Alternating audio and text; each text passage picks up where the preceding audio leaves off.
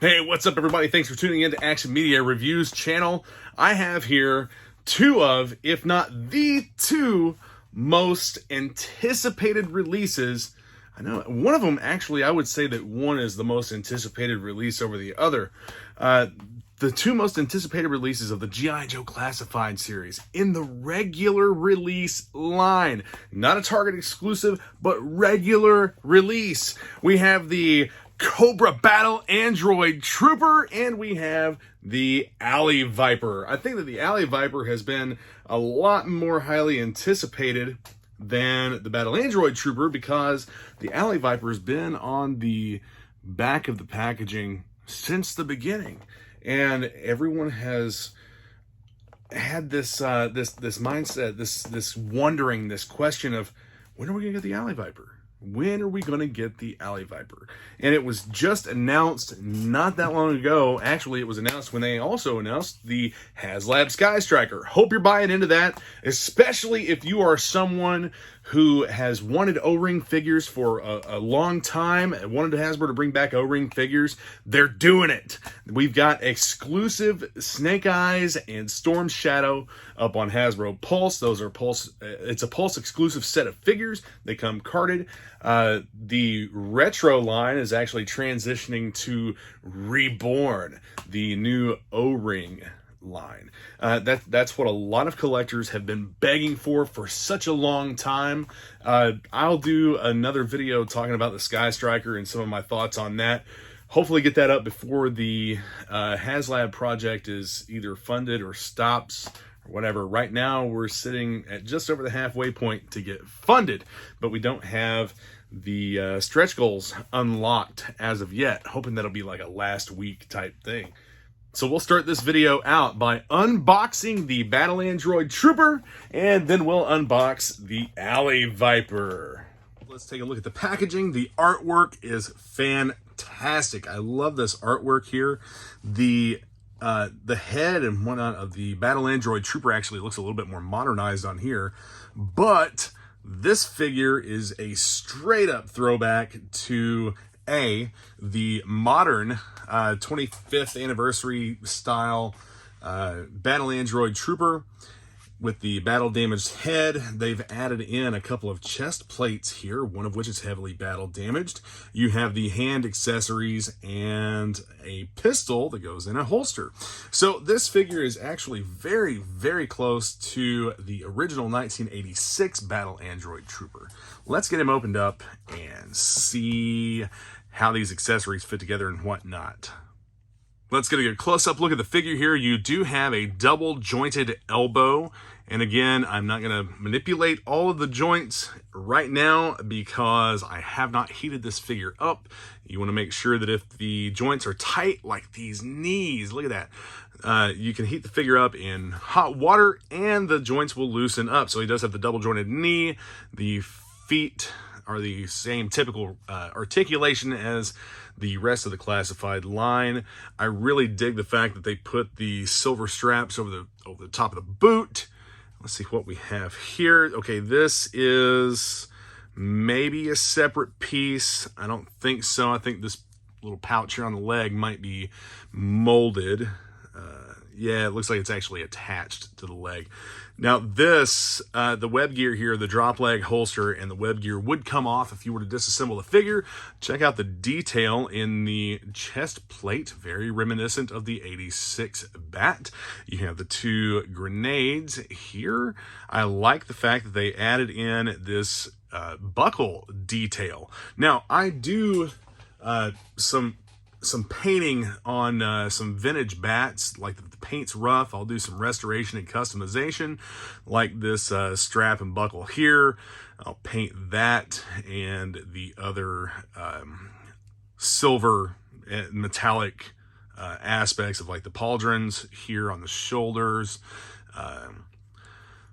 Check out the Cobra emblem on the arm. And on his back, you have that same back panel as the original Battle Android Trooper. And the silver around the tops of the legs. Check this out. Here is a little bit of a factory paint error.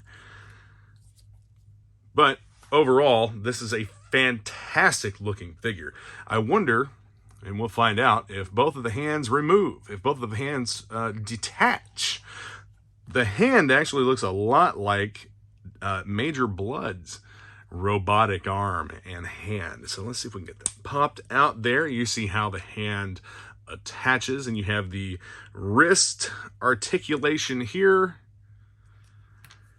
So first accessory, we have the claw accessory, and it should just pop right in there, and it's probably not going to.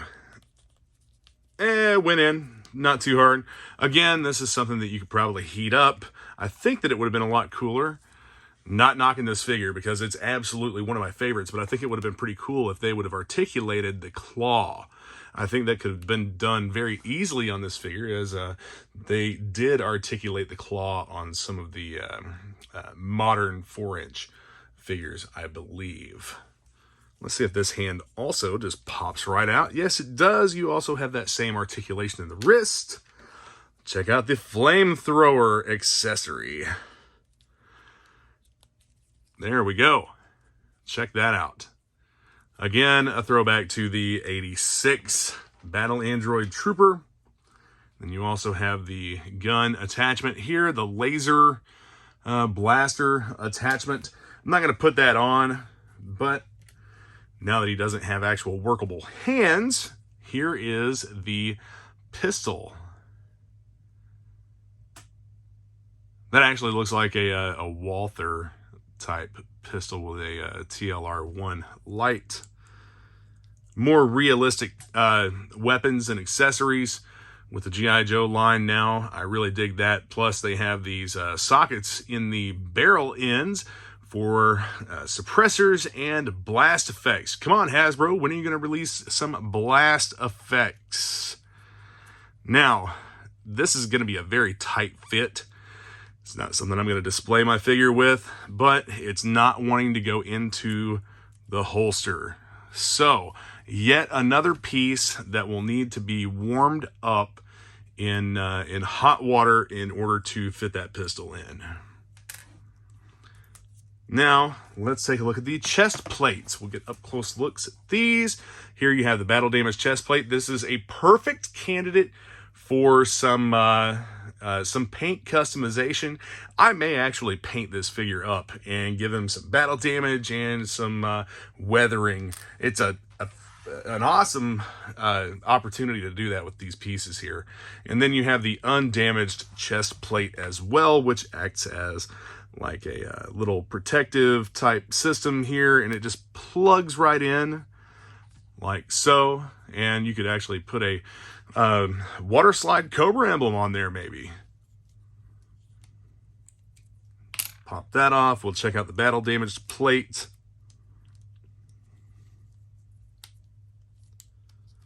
There we go. And then it has the holes in it where you can actually see some of the operational parts in the chest panel. Now, last but not least, not last at all, because we still have the backpack, which is, again, much like the original backpack from 86, but it also has spots for 2 accessories here and a 3rd accessory here, which these just plug in like this. So here you would have 1 accessory. It's going to be kind of a tight fit going in there, but there's another one, and then we'll stick a hand over here. Yeah, these sockets are a little tight. I'm not going to press that all the way in, and then they just pop right out. I say pop right out as I can't grasp onto that one to pull it out. The construction of this backpack is actually a much harder plastic than some of the other accessories these figures come with. Now, last but not least, but the battle damaged head. This does have some paint apps to show the battle damage and contrast between the helmet, the outer helmet, and the inner like Terminator type skull or head for this figure. Come on. There we go. I'm going to do this off camera. Typically, these are pretty tight, but it did pop on pretty easy. And there we go. Yeah, I really dig the battle damage look. I think it's pretty awesome. So I don't know how I'll display this figure, and that's another thing about the fact that they're starting to include some extra heads and hands and things like that. You can display these figures any way you want to. All right, I'm gonna get this guy boxed up, and then we are gonna open up the Alley Viper. Taking a look here at the Cobra Alley Viper. Now, if you turn him over, you see the Alley Viper featured right here, but guess what you don't see? Even on the Battle Android Trooper box, you don't see the Battle Android Trooper. I think that's a little bit odd. Now, with this wave, they've also released a repaint of Gung Ho. They've gone with the field deco for that figure as well. I'm going to pop open. Now, see, this one only has one piece of tape on the bottom. I've actually encountered figures that have no tape on the top or the bottom, no tape on the top, or only one piece on the top or the bottom. It's just kind of weird. Okay, first thing, this is a straight up throwback to 1988, to the original Alley Viper figure, and also straight out of the Defense of Cobra Island boxed set. So I think this figure probably should have been a Cobra Island exclusive, but I love the fact that it's a general line release. This is such an awesome looking figure. Check this guy out. A lot of people make fun of the orange and blue urban camo, but I mean, he is the ultimate urban warrior. Look at all of that tactical gear. You have the Molly vest or plate carrier, whatever this actually is, and it comes with so many accessories. He has a sheath for a knife on his forearm. He has a sheath for a knife on his vest. One thing that I don't like is the fact that these shin guards are kind of they're not lined up right. As a matter of fact, I think this one is actually lined up incorrectly, as well as the other one. It's more toward the inside of the shin. Look at that. You see a gap there, and you see a bit of an overlap here. The same thing on this side. You see an overlap, and you see a bit of a gap. Now, these are glued on. You could probably remove those and move them around right, but I really don't understand why these didn't get put on straight or how that passed QA. But this is an early production, or an early sample of the figure that hit retail in Hong Kong. A huge shout out and thanks to my friend in Hong Kong that sent these figures to me. Check out, he has the carabiner loops here, and more magazine pouches. Yeah, magazine pouches on that piece, and a drop leg, a holster for his. This looks like maybe I'm not sure what it is, but it does not have the hole in the end of the barrel for a suppressor or a blast effect, and this actually does fit in the holster very well. Now we're going to gear him up here a little bit. We'll see how these knives, these daggers, fit. Not at all. Or maybe I'm just doing it wrong. So that slides in here. Yeah, I had that one. I was trying to put it in backwards, which is actually kind of keyed to, if you look at the end of the blade here, let's see if I can, come on. Yeah. So push this one in here, and it does go all the way in. I like the fact, as a matter of fact, I love the fact that they mounted the knife sheath in the correct position to go on his chest. You're not going to pull it from the top. You'll end up cutting yourself. You're going to pull it from the bottom. Let's talk about this little piece right here. Love that. And if you look on the ends, oh, okay, I thought there was going to be a print on the inside, but there is not. This is almost the face guard, almost like a motorcycle helmet with the face shield that comes down over the rider's face. So he does have the pegs on the sides of the head, which were prone to breaking on the 88. figure. Let's get this on here. This is pliable enough that I'm not scared to like actually put it on there, and this looks awesome. I love that. That is so cool. And the orange plastic is almost, it's almost translucent.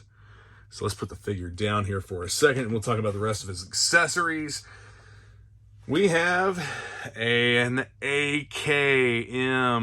Actually, I don't recall the actual, an AKSU, I believe. It's the short Krinkov version of an AK-47, and it's chambered in most likely 5.45 by 3.9 or 5.56 NATO.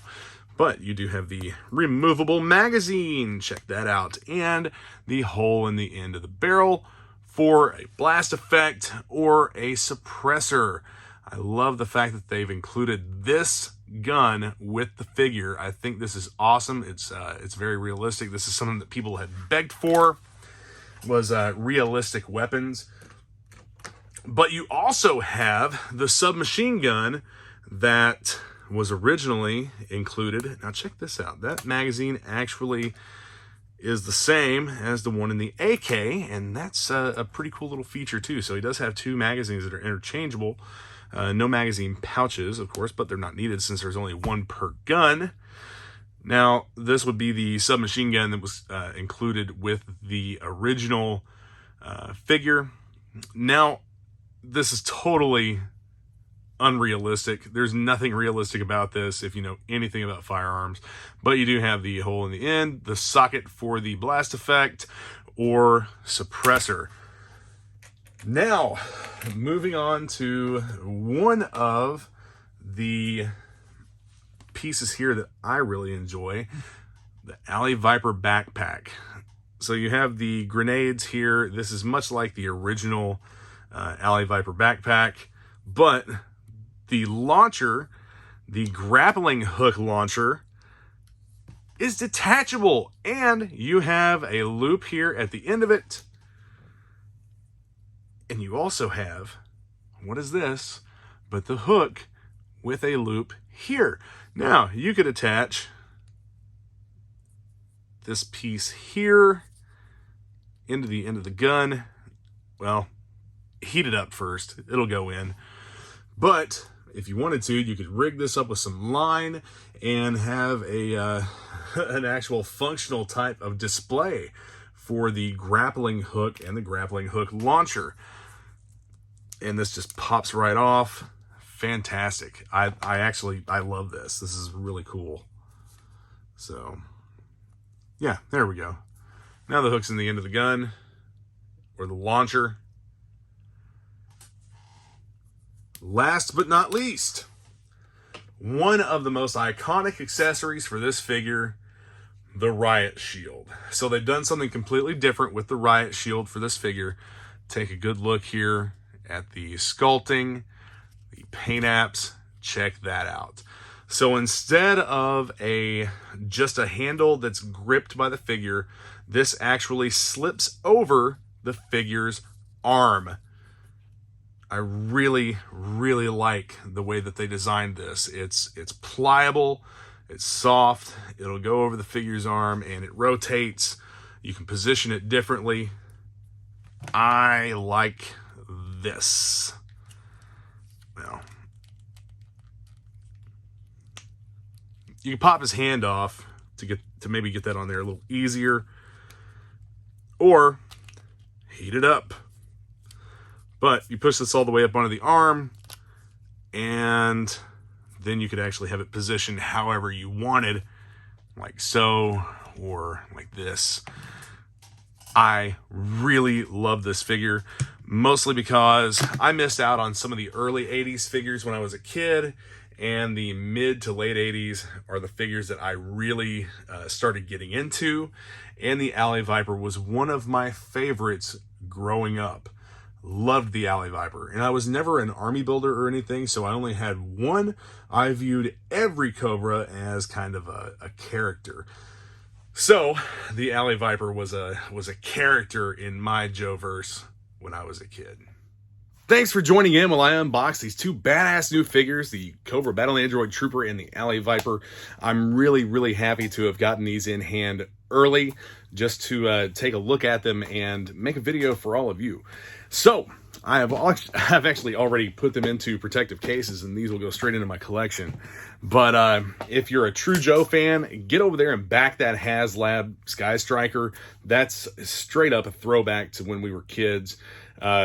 Except for the fact that it's completely new and different. Like I said, I'll go into that more in another video, but the HasLab Sky Striker, I mean, it is literally like, it's for us. It is 100% for us Joe fans, and Hasbro is listening to us. I hope that we see more things like this figure and like the Battle Android Trooper coming out in the regular releases.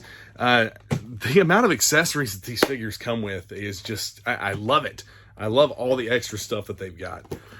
And the new G.I. Joe team, the Hasbro team, I think that they're doing a phenomenal job. If what I've heard is accurate, Emily in marketing, she's actually from the Power Rangers team, moved over to the G.I. Joe team. I've heard from some Power Rangers fans that we can expect a lot of product to be coming out, and that's what I want, and I know that that's what a lot of you want. So be sure to hit that subscribe button and check out the links in the description for some Facebook groups. Also, the top link in the description, you can order Action Media Reviews t-shirts and merchandise. Help support the channel. Until next time, Yo Joe!